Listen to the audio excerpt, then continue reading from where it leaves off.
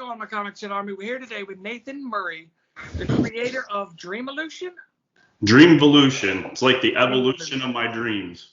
All right. So, how did you get into comic books? I know you're fairly new into making comics. Well, actually, it was from my dreams. As a kid, I bought a couple comics, but it wasn't like I was more into baseball cards.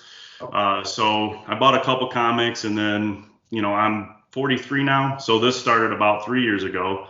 I've always had dreams, weird dreams, and I remember them. So when you talk to people about that, they're like, oh, I never remember my dreams. I never remember my dreams. And then I had someone mention, hey, you should start a blog after I posted a couple dreams on Facebook. So I did, and I didn't really push the blog that much, but I posted my dreams on there, and some people read them and things like that. So what I thought would be cool is to take that and put it into a book. So the book's called Dream Venture, kind of like Dream Venture without an E, because dreamventure.com with an E costs like $4,000. So I dropped the E. Right. So I kind of created what I would call like more of a bathroom reader out of that. It's more of my dreams in raw format. They're about 300 to 1,000 words, dreams. And I started posting in the Indiecomic groups on Facebook. And a couple people started expressing interest in illustrating stuff for them. So what I did was I took the book and I have about 20 illustrators from all over the world that have illustrated for the book. And they're just single scenes. I have a couple people from Ukraine, Philippines, Argentina, Brazil, and they've done single scenes for the book. And I combined it all, printed it out. My first attempt, not great, but I already have about 250 other dreams ready to go. If I can get enough interest in the series, I have already 4 more series written out. That includes 1 book, 4 comics per series, and 1 graphic novel. And they're all either separated, you can read them separated, or what I have done, and I have put little bits of information in the book, the 4 comics, and the graphic novel that tie it all together. So I tried setting it up like a video game because I loved EverQuest as playing EverQuest. So that's where it kind of came from. So once I had the book, I wrote out a complete idea, a whole format, and a goal is how can I evolve the book into a comic series? So I took some of the more interesting dreams from the book, 13 of them, and I started finding illustrators to do those because they're short comic stories in the DreamX. I call it DreamX, Dream Comics. The DreamX series. So the first issue has 4. Each is about 5 or 6 pages long. DreamX 2 has 3 dreams in it. DreamX 3 has 3. And then I have a special edition called Trinado. The special edition, I kind of added some characters called Dr. Eam and Edward Knightley. And the reason why I did that is because that is a special edition. It's called Trinado. All 3 of the dreams represented in that issue all have tornadoes in them. So I figured it'd be kind of cool to add some characters to it. What state are you in? Are you in a state that gets tornadoes? No, not really. All right. We're in Michigan. I mean, we get them every now and then, and when they are, they're not huge or anything like that. So it's not like I've been afraid of them my whole life. So I don't know. I don't know where the dreams come from. I had 1 dream with tornadoes and dragons. That's listed in Trinado. It's created. I thought it'd be a cool idea on the special edition to have 1 illustrator do all 3. Because it is a special edition, I wanted the continuity throughout. So if I get it to the second series, I'm going to have another set of dreams that are real similar that relate to the second series. And I'll have 1 other illustrator do that one as well. Okay. Do you kickstart these or do you fund them all yourself? The first series was all self-funded. The book, all the illustrators were paid all by me. My background is from IT, and that's kind of where I got the funding for it. About 2 years ago, I quit my job. I've always wanted to own my own business, so I started real estate, and I had to finish the graphic novel off of that. I would like to do a Kickstarter, but I'm not super familiar how to build one. I have a couple guys that I've worked with that have done their own. So I'm going to look over theirs and see if I can get one going. And mostly because I want the series to continue. I have a lot of content that I feel like is kind of cool. So I want the series to continue. I don't necessarily want to recoup the cost of the first issue. I want to be able to continue the second series. Right. All right. Is there anything special you do to help yourself dream more, or you just go to sleep normally? No, I've just had weird dreams my whole life. In the period of a year, I probably have 150 dreams I remember. And some of them, kind of have common themes. Other ones are just really weird. One that isn't represented in this series, a guy would come up, and if he punched you, you just would deflate. So they're just really weird. I mean, and they are represented pretty well in the DreamX series. Some are calm and tame. Some have my dog in them. Others, in DreamX 2, the Black Hood Society, that's a really cool dream, and I think it could, develop to a further story. But it's 9 pages. A guy from Argentina illustrated that one. His name's Marco Linares, Linhares. Awesome illustrator. He drew everything by hand, and you can see he's just an incredible illustrator. I wish he could get out there more because he does a great job. So he took that. Communication was a little difficult because he speaks Portuguese. But great illustrator, everything worked out. I've had him do a couple other jobs for me for real estate. Good guy, talked to him, and he took that, and he had it about 12 pages, and we narrowed it down to 9 pages that fit in the comic. And his illustration style, I wish I could even describe the style, but it's in DreamX 2, the Black Hood Society, where the main character in it, I call him Alan. Well, his feet are like legs, and they're like hoofs. So he's kind of like, it's not like he's half goat, half human. He doesn't have like the full centaur look. It's just his legs are standing up. So I don't know where that came from. I have no clue, but that's kind of where that character came from. So All right. Weird stuff. Where can people pick your books up now? Do you have a website? Yeah, I don't have the graphic novel on the website yet, and that's kind of the crescendo of the whole thing. The graphic novel continues the evolution from the book to the 4 comics. I take dreams from the book, make the comics, and then I take 3 or 4 dreams from the comics and evolve them further to characters in the graphic novel. But everything's found on the dreamvolution.com. And I'll be adding the graphic novel there, Schwarzenegger Ascension, shortly. All right. And you told me before we started recording you went to a Comic-Con.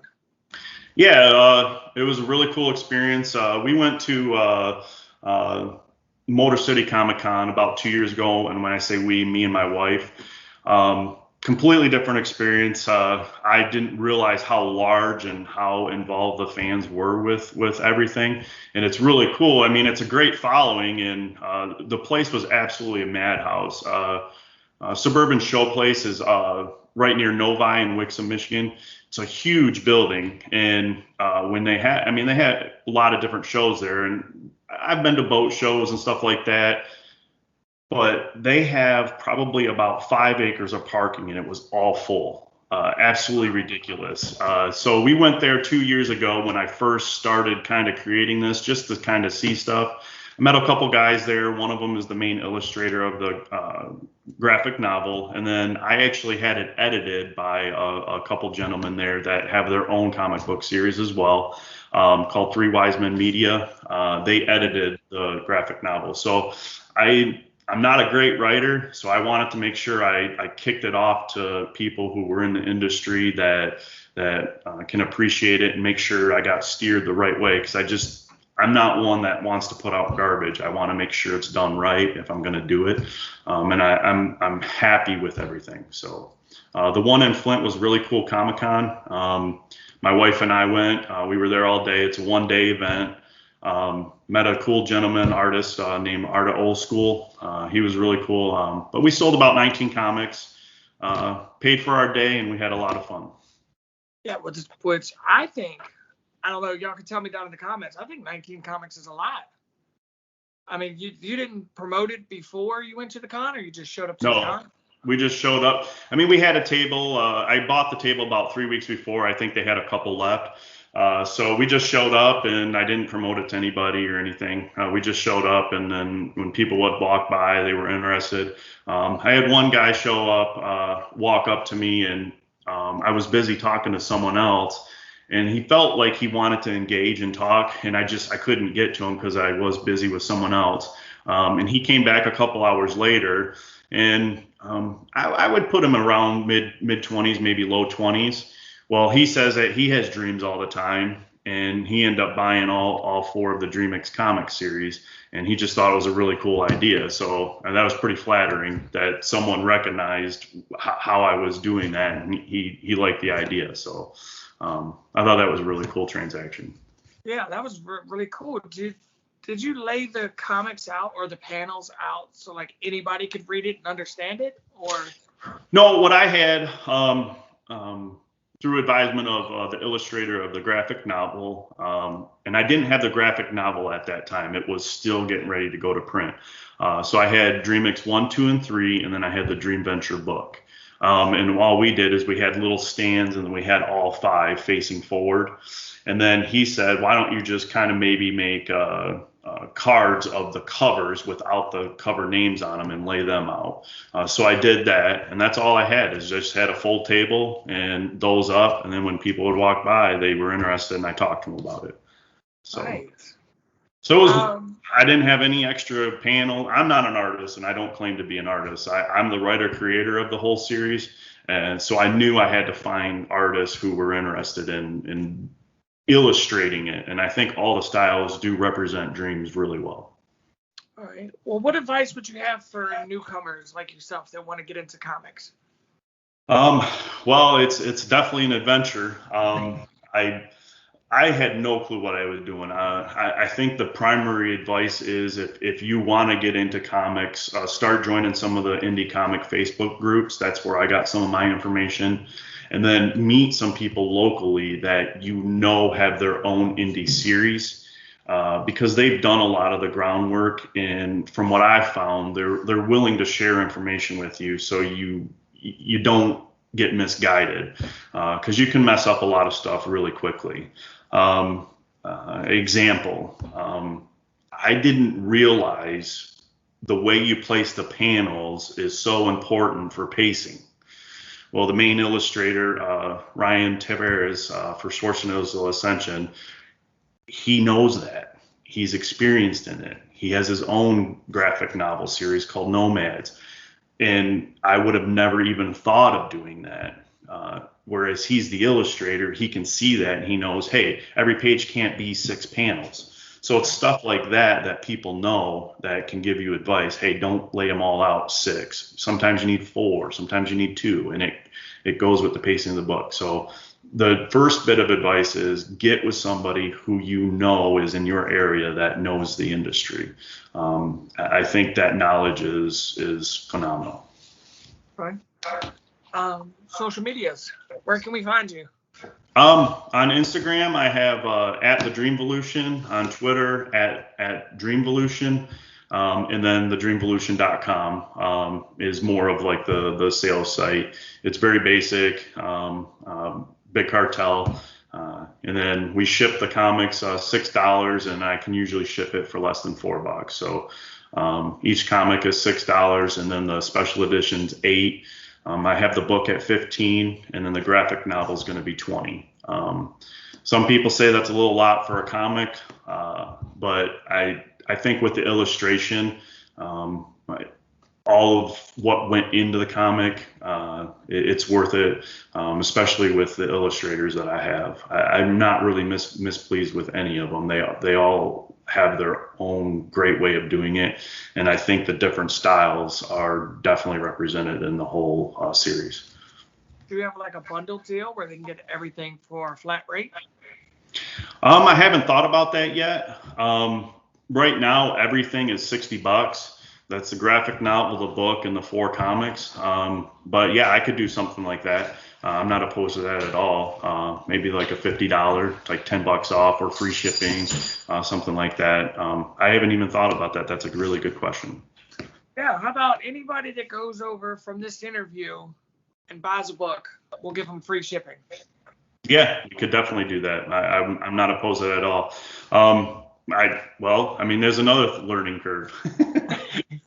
My first few I sent out, I didn't have any plastics to it. I didn't have any cardboard shipping thing, but I have it all now. I got plastics, I got cardboard shippers, I got back panels. They're all safe. Everything is good to go. I'll sign everything.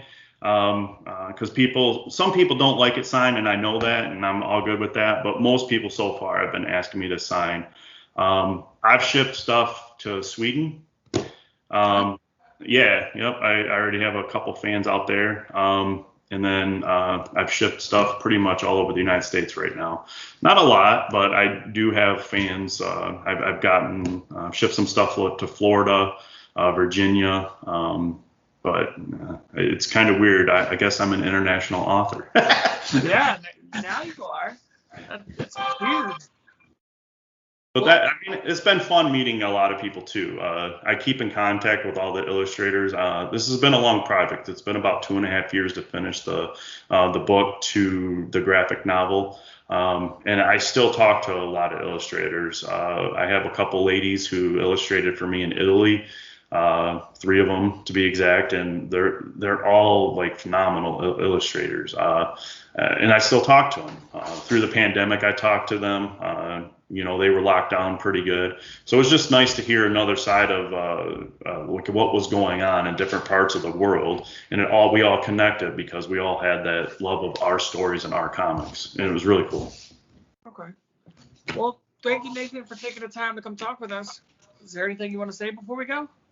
No, I just appreciate the time, and it was awesome talking to you on Facebook. I'm glad I messaged you, and you jumped right on it and seemed interested. And I think as a creator, when you get that interest level from somebody, it's flattering, because you're like, oh wow, someone is interested in my garbage, even though it's not garbage. But you think that in your head. Yeah. I mean, we are our own worst critics, so.